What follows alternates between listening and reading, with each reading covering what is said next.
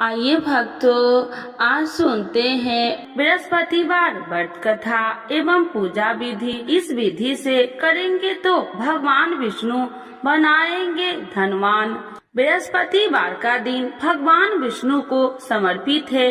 कहते हैं कि जो व्यक्ति हर गुरुवार भगवान विष्णु की पूजा करता है और गुरुवार की कथा सुनता है, गुरु बृहस्पति की और भगवान विष्णु की कृपा से उनकी सभी परेशानियां दूर हो जाती है। लेकिन गुरुवार की व्रत कथा और पूजा के कुछ नियम है जिनका बड़ी ही सावधानी से पालन करना चाहिए।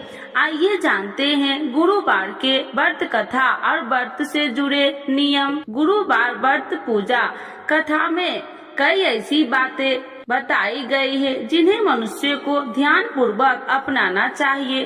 कहते हैं जो व्यक्ति श्रद्धा भाव से गुरुवार को भगवान विष्णु की पूजा करता है और गुरुवार व्रत की कथा कहता है और सुनता है, उसकी गरीबी और कष्ट को भगवान विष्णु दूर करते हैं। जीवन में सुख समृद्धि के लिए गुरुवार के दिन आप भी इस गुरुवार व्रत कथा को सुने या पढ़े। बृहस्पतिवार के दिन सूर्योदय से पहले ही उठे और नित्य क्रम से नियुक्त होकर पीले रंग के वस्त्र पहने, पूरे घर में गंगा जल छिड़के। इसके बाद पूजा घर में श्री हरि विष्णु की मूर्ति या चित्र स्थापित करे। फिर पीले रंग के गंध, पुष्प और अक्षत चढ़ाए। इसके बाद चना, गुड़ और मुनक्का चढ़ाकर विधि विधान से पूजन शुरू करे। मंत्र का जाप करे। मंत्र ओम नमो भगवते वासुदेवाय नमः। इस मंत्र का जाप करे। व्रत की कथा पढ़े।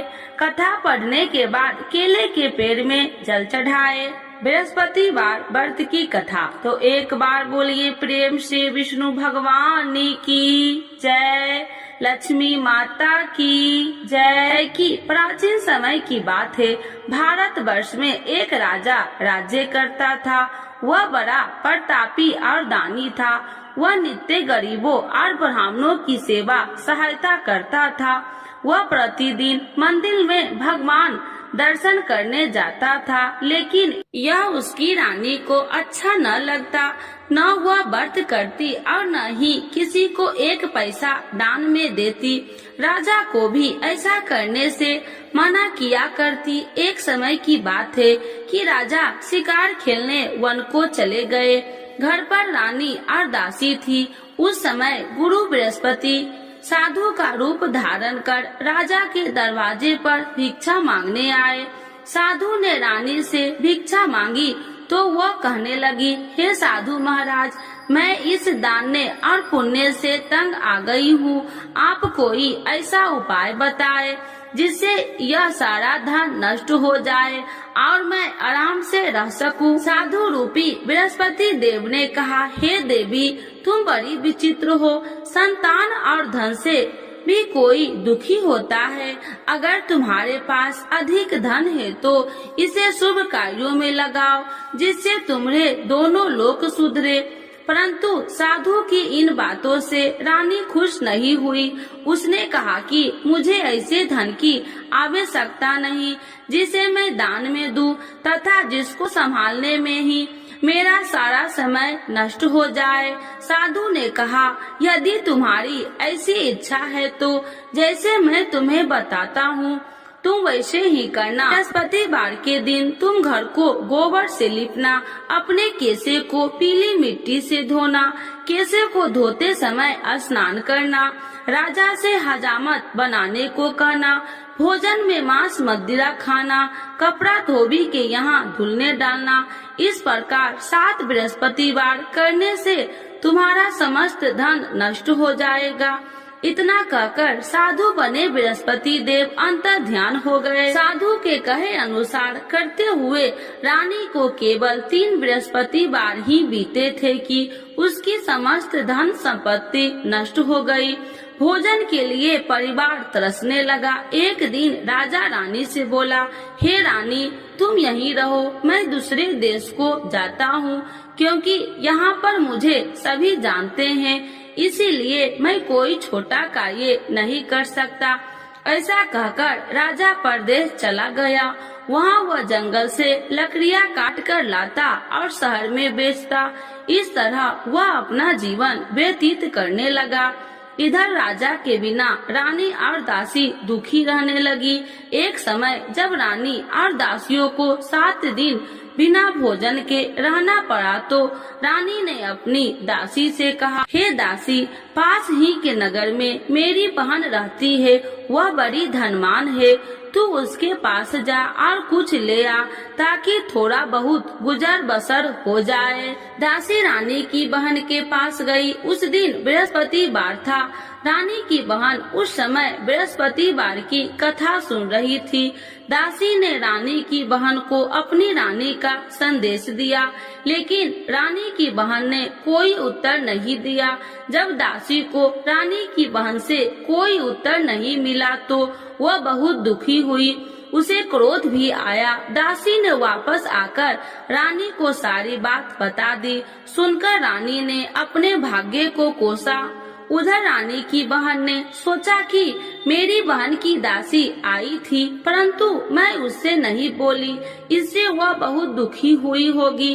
कथा सुनकर और पूजन समाप्त कर वह अपनी बहन के घर गई और कहने लगी, हे बहन, मैं बृहस्पतिवार का व्रत कर रही थी, तुम्हारी दासी गई, परंतु जब तक कथा होती है तब तक न उठते हैं और न ही बोलते हैं, इसीलिए मैं नहीं बोली। कहो दासी क्यों गई थी?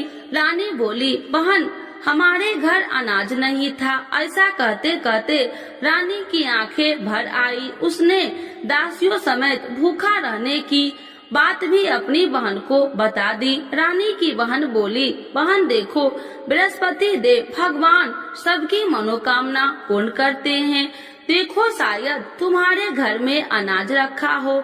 यह सुनकर दासी घर के अंदर गई तो वहाँ उसे एक घड़ा अनाज का भरा मिल गया। उसे बड़ी हैरानी हुई क्योंकि उसे एक बर्तन देख लिया था। उसने बाहर आकर रानी को बताया। दासी रानी से कहने लगी, हे रानी, जब हमको भोजन नहीं मिलता तो हम व्रत ही तो करते थे, इसीलिए क्यों न इनसे व्रत और कथा की विधि पूछ ली जाए, हम भी व्रत किया करेंगे। दासी के कहने पर रानी ने अपनी बहन से बृहस्पतिवार व्रत के बारे में पूछा।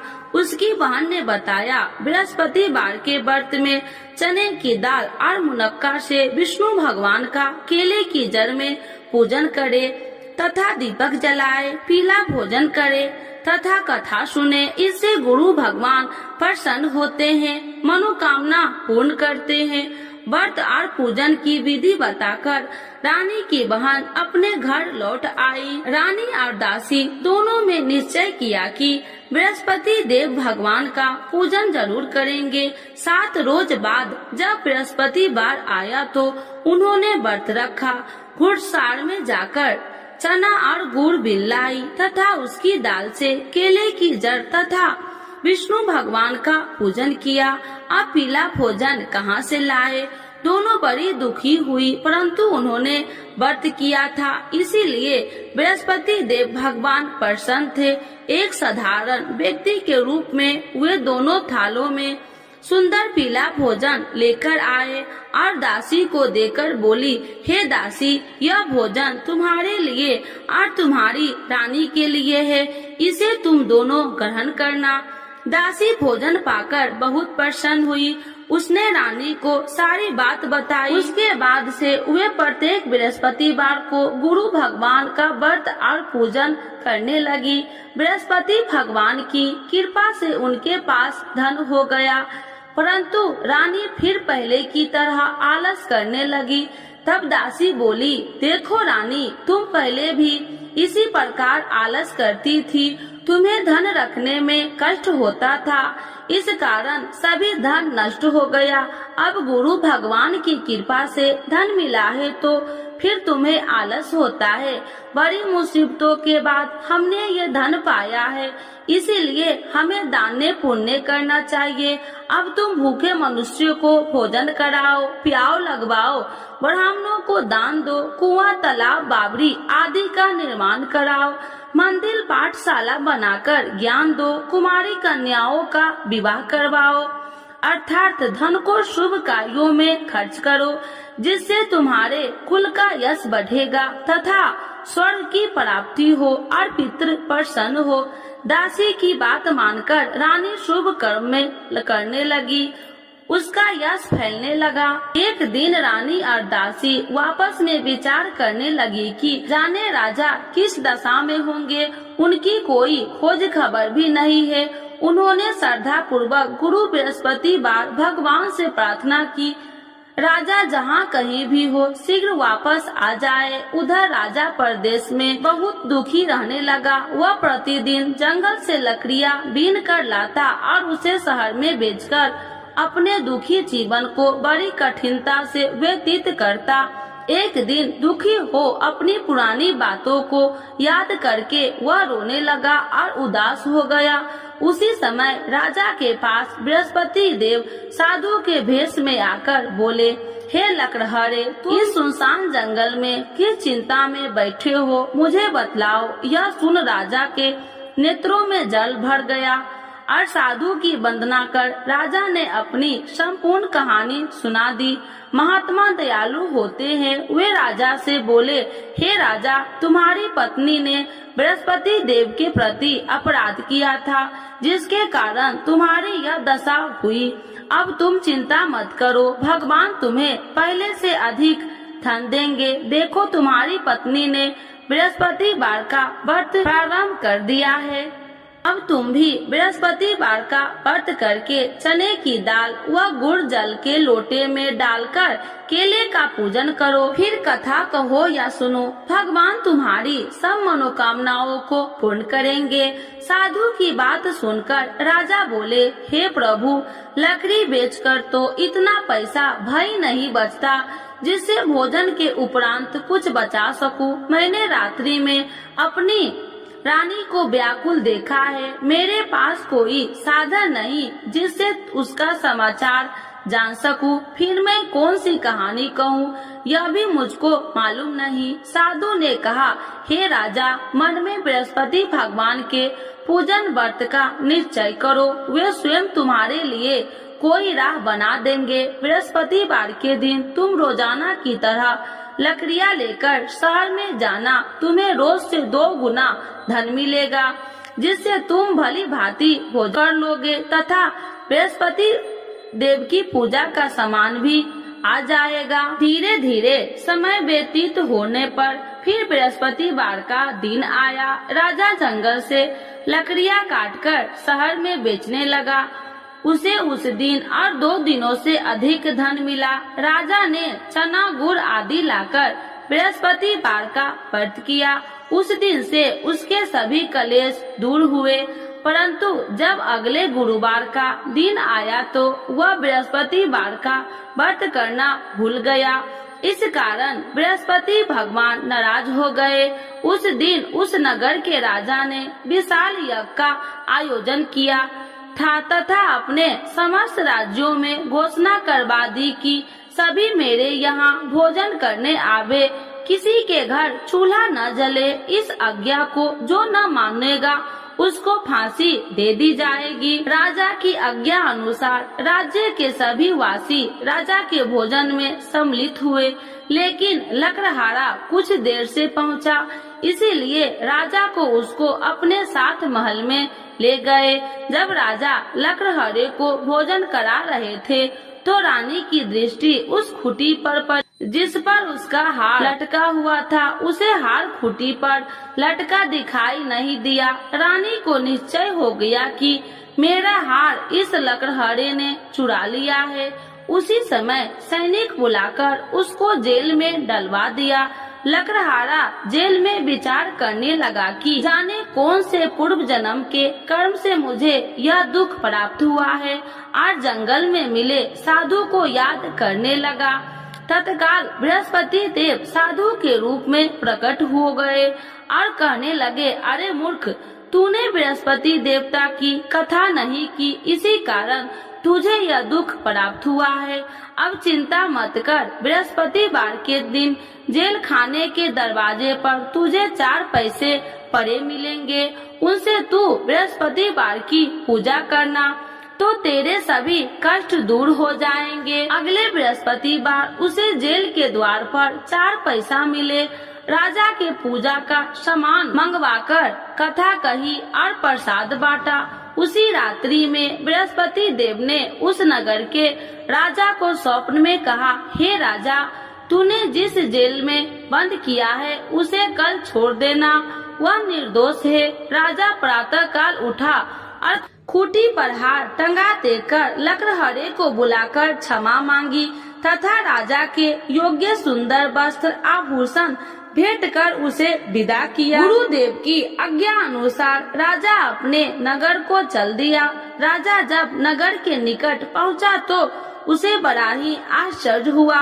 नगर में पहले से अधिक बाग, तालाब और कुएं तथा बहुत सी धर्मशालाएं, मंदिर आदि बने हुए थे। राजा ने पूछा कि यह किसका बाग और धर्मशाला है। तब नगर के सब लोग कहने लगे कि यह सब रानी और दासी द्वारा बनवाए गए हैं। राजा को आश्चर्य हुआ और गुस्सा भी आया कि उसकी अनुपस्थिति में रानी के पास धन कहां से आया होगा। जब रानी ने यह खबर सुनी कि राजा आ रहे हैं तो उसने अपनी दासी से कहा, हे दासी, देख राजा हमको कितनी बुरी हालत में छोड़ के गए थे, वह हमारी ऐसी हालत देखकर लौट न जाए, इसीलिए तू दरवाजे पर खड़ी हो जा।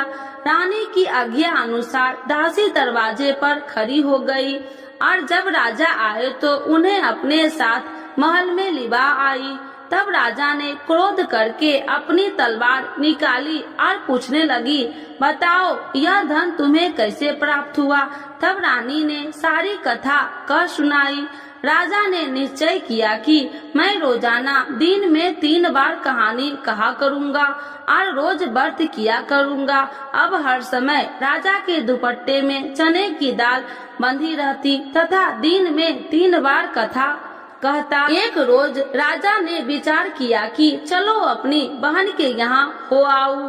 इस तरह का निश्चय कर राजा घोड़े पर सवार हो अपनी बहन के यहाँ चल दिया।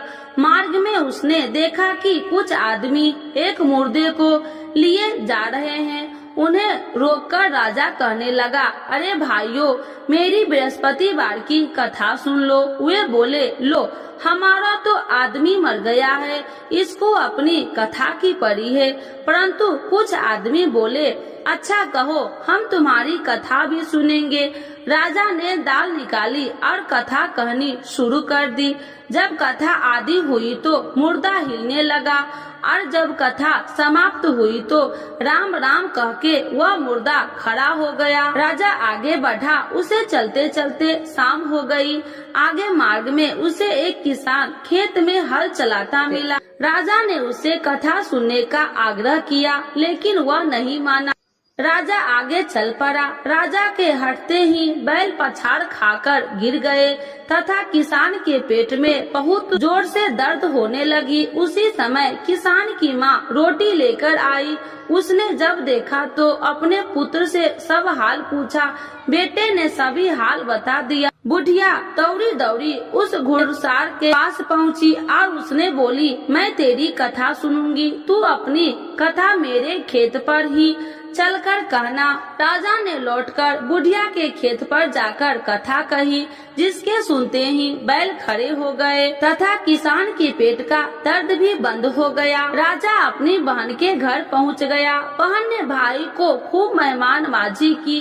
दूसरे रोज प्रातः काल राजा जागा तो वह देखने लगा कि सब लोग भोजन कर रहे हैं। राजा ने अपनी बहन से जब पूछा, ऐसा कोई मनुष्य नहीं है जिसने भोजन नहीं किया हो, जो मेरी बृहस्पतिवार की कथा सुन ले। बहन बोली, हे भैया, यह देश ऐसा ही है। यहाँ लोग पहले भोजन करते हैं, बाद में कोई अन्य काम करते हैं। फिर वह एक कुम्हार के घर गई जिसका लड़का बीमार था। उसे मालूम हुआ कि उसके यहाँ 3 दिन से किसी ने भोजन नहीं किया है। रानी ने अपने भाई की कथा सुनने के लिए कुम्हार से कहा। वह तैयार हो गया। राजा ने जाकर बृहस्पतिवार की कथा कही, जिसको सुनकर उसका लड़का ठीक हो गया। अब तो राजा को प्रशंसा होने लगी। एक दिन राजा ने अपनी बहन से कहा, हे बहन, अब मैं अपने घर जाऊंगा, तुम भी तैयार हो जाओ। राजा की बहन ने अपनी सास से अपने भाई के साथ जाने की आज्ञा मांगी। सास बोली, हाँ चली जा, मगर अपने लड़कों को मत ले जाना, क्योंकि तेरे भाई के कोई संतान नहीं है। बहन ने अपने भाई से कहा, हे भैया, मैं तो चलूंगी, मगर कोई बालक नहीं चलेगा। अपनी बहन को भी छोड़कर दुखी मन से राजा अपने नगर को लौट आया। राजा ने अपनी रानी से सारी कथा बताई और बिना भोजन किए वह सैया पर लेट गया। रानी बोली, हे प्रभु, बृहस्पति देव ने हमें सब कुछ दिए हैं, वे हमें संतान अवश्य देंगे। उसी रात बृहस्पति देव ने राजा को स्वप्न में कहा, हे राजा, उठ, सभी सोच त्याग दे, तेरी रानी गर्भवती है। राजा को यह जानकर बड़ी खुशी हुई। 9वें महीने में रानी के गर्भ से एक सुंदर पुत्र पैदा हुआ।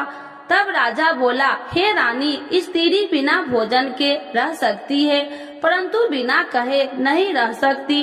जब मेरी बहन आए तो तुम मुझसे कुछ मत कहना। रानी ने हाँ कर दी।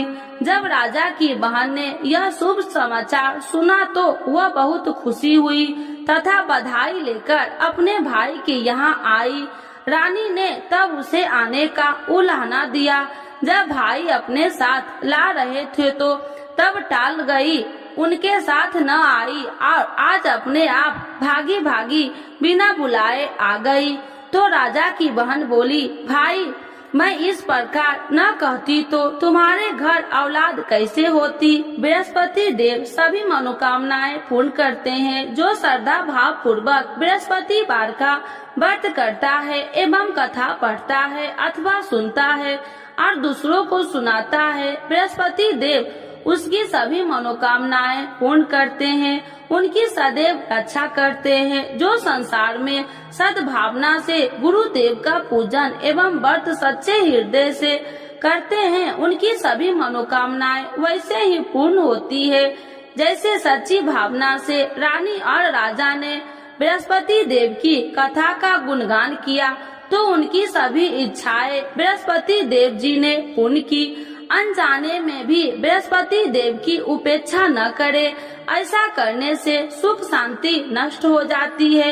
इसीलिए सबको कथा सुनने के बाद प्रसाद लेकर जाना चाहिए। हृदय से उनका नमन करते हुए जयकारा बोलना चाहिए। तो एक बार बोलिए प्रेम से, बृहस्पति भगवान की जय, विष्णु भगवान की जय, लक्ष्मी माता की जय। आरती श्री बृहस्पति देव की। ओम जय बृहस्पति देवा, स्वामी जय बृहस्पति देवा। छीने छीने भोग लगाऊं, छीने छीने भोग लगाऊं, कदली फल में बा।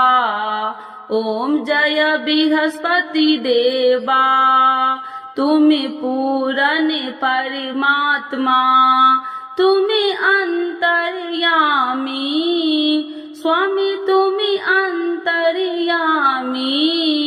जगत पिता जगदीश्वर, जगत पिता जगदीश्वर, तुम्हें सबके स्वामी। ओम जय बृहस्पति देवा, चरणामृत निज निर्मल, सब पातक हरिता, स्वामी सब पातक हरिता। सकल मनोरथ दायकी, सकल मनोरथ दायकी, कृपा करो भरता। ओम जय बृहस्पति देवा। तन मन धन अर्पण कर जो जन शरण पड़े। स्वामी जो जन शरण पड़े प्रभु प्रकट तब हो करे। प्रभु प्रकट तब हो कर आकर द्वार खड़े। ओम जय बृहस्पति देवा। दीन दयाल दया निधि भक्तन हितकारी। स्वामी भक्तन हितकारी पाप दोष सब हरता। पाप दोष सब हरता भव बंधन हारी। ओम जय बृहस्पति देवा। सकल मनोरथ दायकी सब संशय तारो। स्वामी सब संशय तारो विषय विकार मिटाओ। विषय विकार मिटाओ संतन सुखकारी। ओम जय बृहस्पति देवा। जो कोई आरती तेरी प्रेम सहित गावे। स्वामी प्रेम सहित गावे ज्येष्ठानंद बंद सो। ज्येष्ठानंद बंद सो निश्चय पावे। ओम जय बृहस्पति देवा। स्वामी जय बृहस्पति देवा। बृहस्पति भगवान की जय। विष्णु भगवान की जय। लक्ष्मी माता की जय।